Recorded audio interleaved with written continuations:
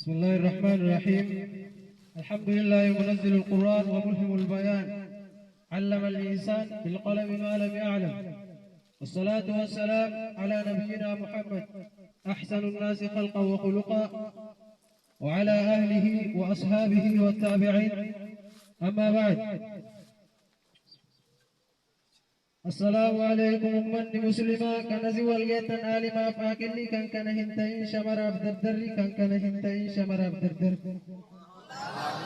كسدو ورجال مني كان كراني رابا إلى فاتني سكنتا كان الرتي هر أرقمتني رب الرار قدا قلتك يسني رب الرار قدا wanti harkaa qabu gabaabduudha tasa akka hin dheeranneef yeroon na gabaabsa kanatti aansuudhaan waa'ee madrasaa isinii odeessa kanatti aansuudhaan waa'ee madrasaa isiniif odeessa madrasaa tawxiidaa jedhama maqaasaa akkuma maqaasaa waa hedduu barsiisa eebbifamtee ba'uuf waggaa sadii qofa sirraa barbaachisa eebbifamtee ba'uuf waggaa sadii qofa sirraa barbaachisa xiyyeeffannaan isaa bifa barumsaatiin waa afur barsiisa tokkoffaan quraanaa kalaama rabbichaa lammaffaan tajwiida quraana bareecha sadaffaan aqiidaa haada rabbii guddaa afraffaan fiqiidhaa akkaataa ibaadaa afraffaan fiqiidhaa akkaataa ibaadaa maal kana qofaree adabaaf naamusni barachuma keessa siiraadhaa fi sarbii kalaama arabaa yoom irraa dubbanne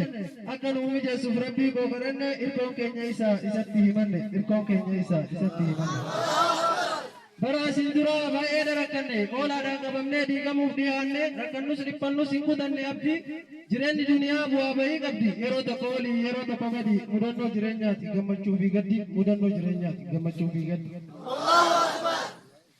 kanatti aansuudhaan hawaasni ganda kennaa galatoomaa jedha hedduu laffaatanii galganaaf ganama tokkummaan keessanis barwaa madaalama of keessaa qabdanii aaqilaaf aalimaan durfamaa aaqilaan gorfamaa mee maaltu argama isin haa milkeessu guyyattii qiyaamaa rabbummaan aalama isin haa milkeessu guyyattii qiyaamaa rabbummaan aalama yaa ayyooto harmee yaa haadha muslimaa dhiisuu hin danda'u keessanis ni hima akkaan nu gadhabdan bardiinii islaamaa baay'ee qallabdanii darasaaf aalima baay'ee qallabdanii darasaaf aalima rabbirraa hoofalaa guyyattii kaatima rabbirraa hoofalaa guyyattii kaatima Allahu akbar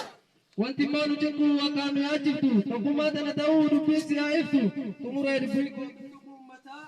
inni qalbii qabu keessaa funaannata waan ija'uu fedhe dafeennaa hubata